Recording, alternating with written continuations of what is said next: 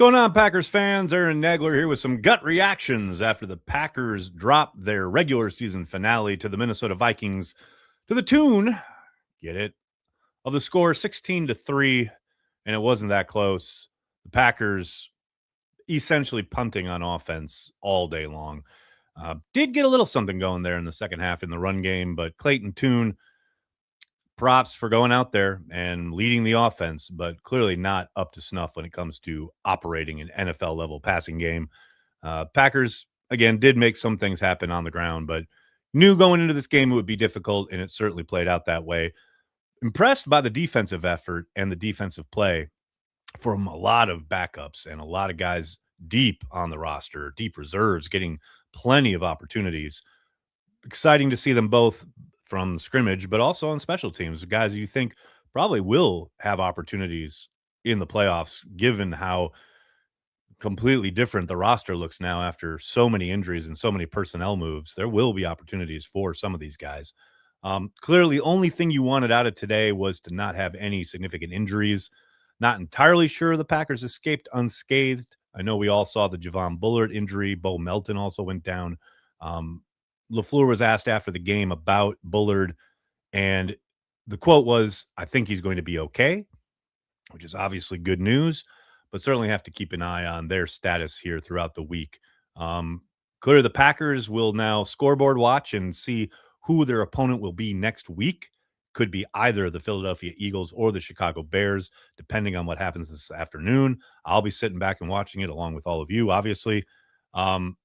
But regardless, the Packers finished the season at 9-7-1, which is a really hard pill to swallow for a team that looked to be a Super Bowl contender at the start of the season. Certainly had some hills and valleys throughout the season, but coming off of the victory against the Bears in Lambeau and then going to Denver and leading that game and then everything, and I mean the entire season flipping essentially on two plays in that contest where Christian Watson goes down after an interception and then losing Micah Parsons for the season in that game.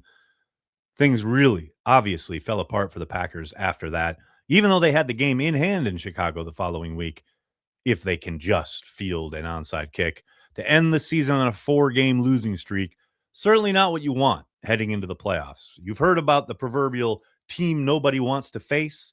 Well, the Green Bay Packers are certainly going to be the team no one is scared of.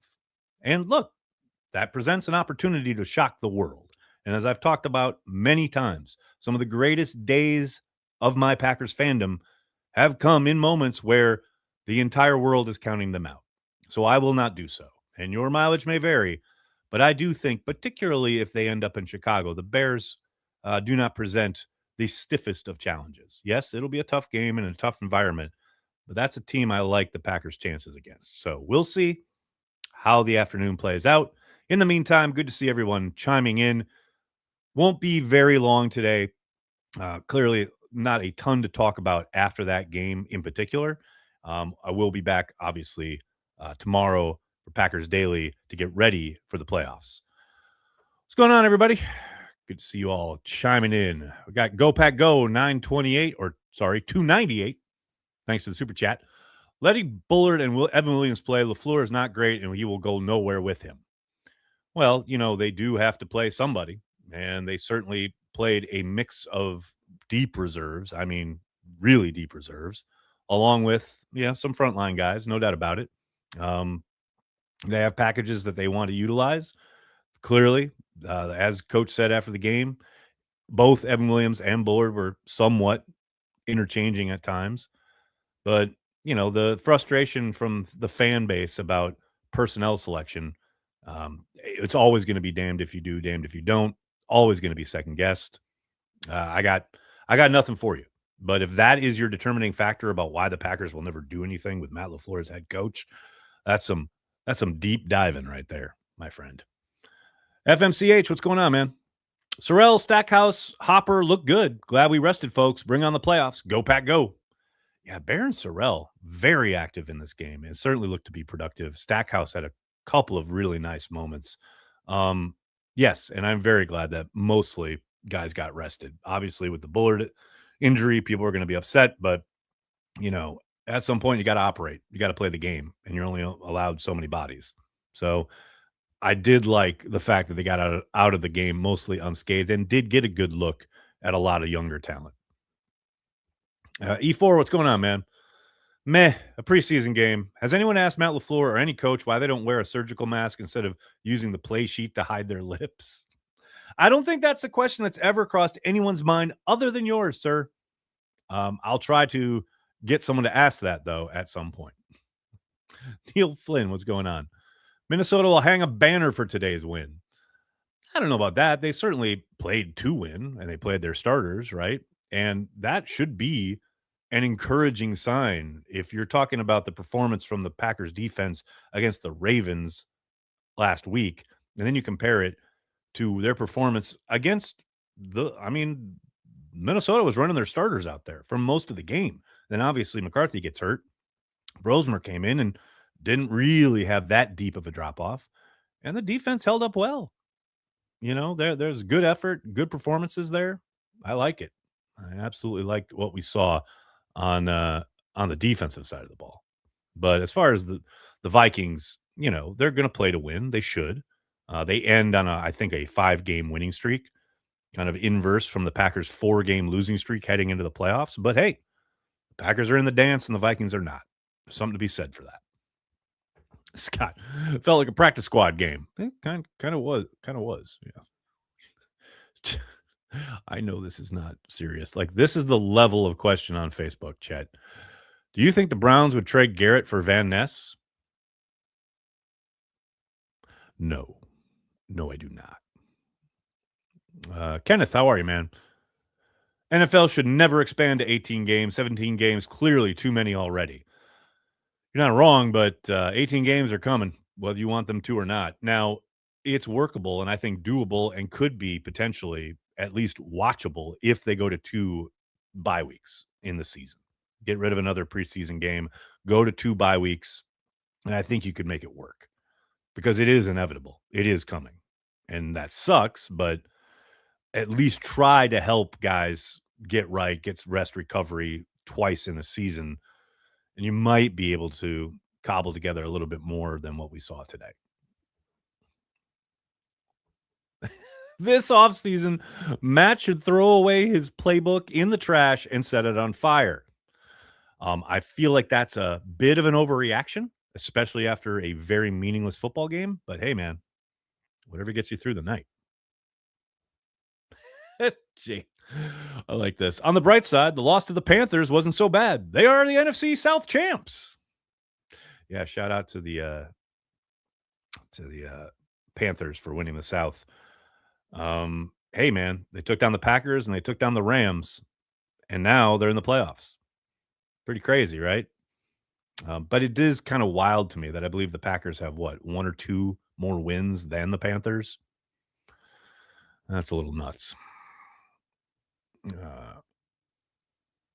Ryan, what's up? What happens in the playoff picture for the Packers if the Bears win or lose? If the Bears win, I believe that means the Packers will go to Chicago. And then the Eagles are involved in there as well. But I really hope they end up in Chicago. I like the Packers matchup there. Don't love the idea of going to Philadelphia. Where the cheesehead, Nagler? It's not in this room, dude. We don't even know who we are playing yet. That is correct, Anthony. We do not know who we are playing yet. Nathaniel, thoughts at finding the will to fight next week after this bye? Did feel a bit of a bye week vibe, right? Not much of a contest today. But that said, they'll have the will to fight. I have zero doubt about that. I think you're going to see a very different looking, different feeling Packers team next weekend in the playoffs. Jordan's 9663. How are you, man? After all the quote start Willis over Love talk, I'm taking it further. Roll into next week with Toon Time. Let's see Toon Squad roll. Brother, nobody wants to see that. Nobody needs to see that. In fact, I feel like you'd be brought up on charges if you put Clayton Tune out there in a playoff game. Absolutely not. Don't need that in my life. His zone run up the middle. No one will expect it this time. I mean, I thought Actually, they did a really good job on a lot of the inside zone pitch plays that they ran tonight or today.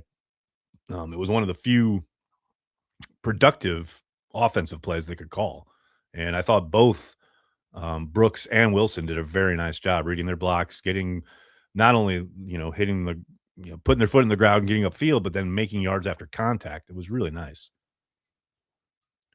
So, is there a chance we get a running game before next week's game? Scott, like I said, they did good work against the Vikings today. And by the way, that's the starting defense for the Minnesota Vikings, who have been outstanding, certainly this year, but down the last month or so. Absolutely great, great work. So, hey, I think it's going to be somewhat opponent dependent. If they get the Eagles, I don't think they'll have a very effective running game. If they get the Bears, I think they got a chance to move the ball on the ground. I really do. John, this can't be serious. LaFleur, poor play calling again. Dog, it's a preseason game with a third string quarterback with like Jacob Monk at center at Minnesota against one of the elite defenses in the league. Today was all about just get out of there healthy. It was one of the shortest games you'll ever see. You know why? Because the Packers just kept running the ball. Shorten the game and get the hell out of there. There's context here, brother. Come on now. Caesar, yes, I thought defense did all right. Yeah, I thought they held up very well, especially considering how many deep reserves were playing.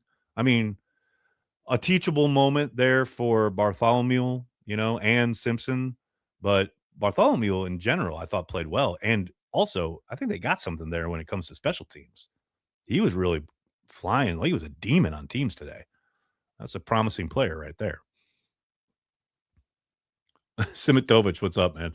Chelsea helping Arsenal was the highlight of today. What's funny is I didn't even see the Chelsea match or the score. I have been too busy working. Danny, Bears are our best matchup. I very much agree. And look, I know there are always Bears fans trolling the chat. So let me just say this. No one's saying that the Bears are terrible. Well, they do still suck. But we understand they won the division. They certainly got a talented team. No one's saying anything would be, oh, this would be easy or anything like that. But comparative, the two teams the Packers could potentially face, yes, the favorable matchup is in Chicago with the Bears. And that's not even a controversial statement.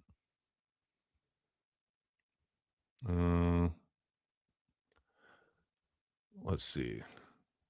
I like it. So what else do we got? Sorrell and Oliver need to play a lot next week.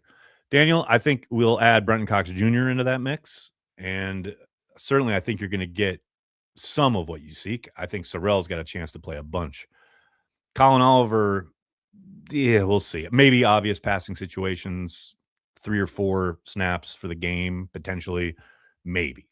It was nice to see him get his feet wet today.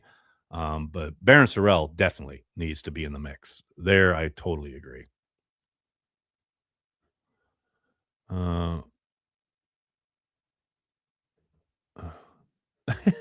like you guys are so funny in the chat. Mr. C Photographs. Imagine paying to be there live today. Yeah, I mean, probably those tickets were bought well in advance, not knowing what the setup was going to be. And so you go, like that's the thing. Like I've seen a lot of these comments, like imagine being there, blah, blah, blah. But it's like, are you a fan of your team or not? If you get the opportunity to go, why wouldn't you? I would. You know what I mean? Like, I get it. It certainly wasn't a frontline NFL entertainment. But hello, I went to plenty of these types of games when I was a kid. Trust me on that. JP, what's going on, man? Why is everyone complaining about special teams? I remember a day when we would give up 70-plus yard kick returns to an offensive lineman. Go Pack Go. Happy New Year, Nags. Are people complaining about special teams today? Not today. Certainly not today. I thought they were fine today. I mean, Whelan was out of his mind punting the ball. Coverage was good. They had one really nice return there towards the end. We got a 40-yarder from Wilson. And good coverage units. So, yeah, today is not the day I'd be complaining about special teams, but that's just me. Yeah. Oh, Anthony, I'm glad you asked this question because I got this on Twitter as well. Worried about how long Love has sat? No, not even a little bit. In fact, I think the reset is good. I love the idea that he hasn't had to be out there, game wear and tear, etc., potentially getting lit up, re-injuring, whatever. Like, I love that he's going to be fresh for the start of the playoffs. Yeah, of course, you'd love him to have not been hurt and played the full season. All of that, I get it. But don't look any further than the current Super Bowl champs. Jalen Hurts missed what, the last 2, maybe 3 games last year?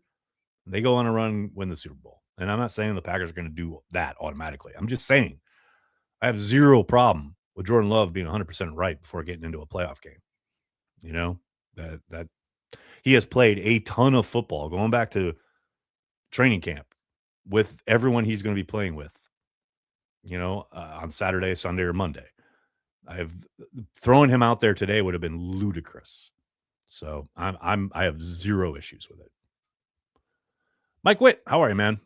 My favorite play today was Wilson's negative 20-yard run and you and Corey's reaction to it. How did Baby Micah look today? Baby Micah, for those of you who aren't perennially online, is Colin Oliver. I thought he looked fine. I thought he did some nice stuff. I also thought there were certainly plays where he got completely enveloped by the right tackle. He was fine. I thought he showed some promise. Certainly showed. You saw the bend that probably lots of people that scout were talking about and liking when he was coming out. Something that's pretty rare. The Packers haven't traditionally had that kind of player before, and you see the promise. That's for sure. Yeah, Wilson's a negative run. Holy cow, man, brother, just shut it down at some point. You got to shut it down.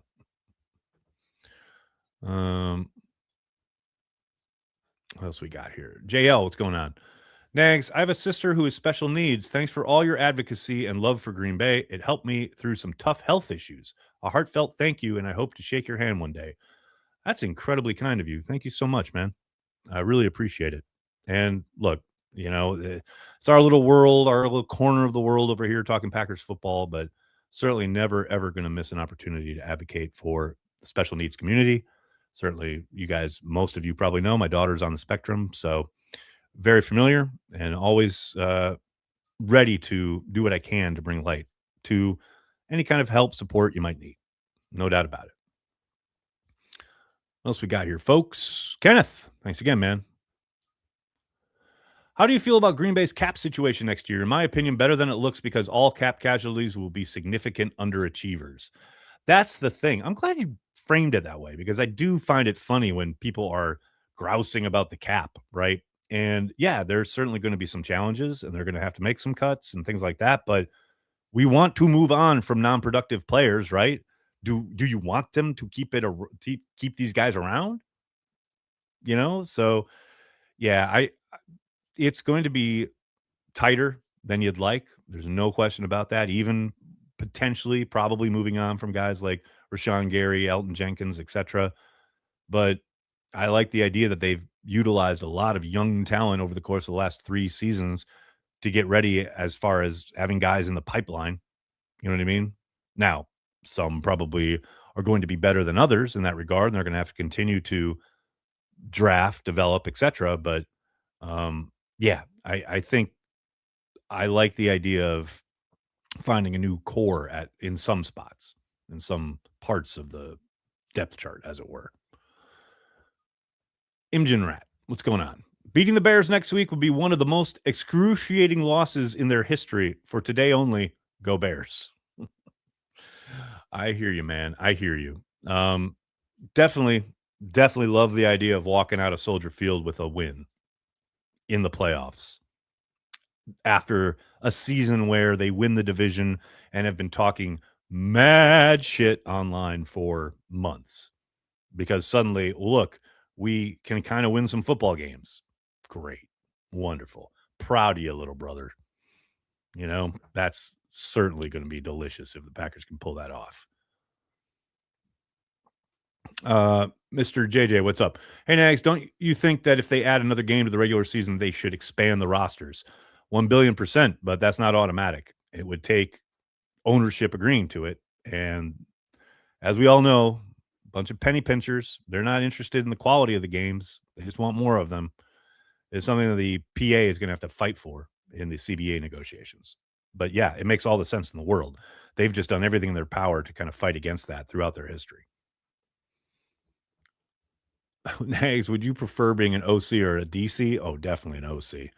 I would be way too impatient to be a defensive coordinator.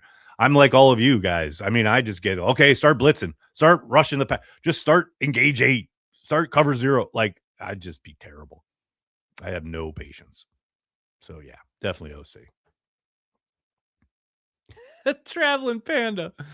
I like it. I opted to watch NFL Red Zone today. That Packers field goal at the end of the game was sick. I thought that whole sequence was kind of hilarious. I love Matt, like not ever even trusting for a half a second the idea of Clayton Tune trying to push the ball into the end zone. Like, we'll run boots, we'll throw into the flat, but under no circumstances are we going to attack the end zone. Which I'm not kidding. I like that approach because God knows you don't want anything to do with Clayton Tune throwing the pass forward. But yeah, I loved calling the timeout with 1 second left and kicking the field goal, so you don't have the 0 on the scoreboard. But also, I did wonder this on Watch Party. I do wonder if there are any incentives tied to McManus as far as number of field goals, etc., in his contract. I doubt it, but that's that'd be a lot of fun if he got a little something extra. Rai, what's up, man? Nags, aside from Reggie White, which former Packer would you pair opposite Parsons? Why you got to take Reggie off the board? Sean Jones, how about that? Or Clay Matthews? One of those two. I like both of these ideas. It'd be a lot of fun. All right, buddy. I'm going to have to get going. Can't thank you enough for hanging out, talking Packers after each and every game. Monday through Friday on Packers Daily. I will be back tomorrow after we get, situated as far as who the Packers are going to play. Keep it here for all the latest on the green and gold. I'll be back with Andy tomorrow for Let's Talk Football to recap not just this past game, but kind of a season-looking recap, and obviously looking forward to the Bears game, if it is the Bears, or the Eagles game, if it's Philadelphia. Really cannot thank you guys enough for utilizing Cheesehead TV at all in any way, shape, or form during the season. I know the off season presents a very different audience, essentially. Some people are very interested in the construction of the football team. Others just kind of tune out until basically next training camp, which I totally understand. Thank you so much. Thanks for joining us on Watch Party. Thanks for joining me here post game. Really appreciate it. More to come. We'll find out who the Packers play, and we'll talk about it tomorrow. Thanks a lot, everybody. Thank you so much. Have a great night. Go Pack Go.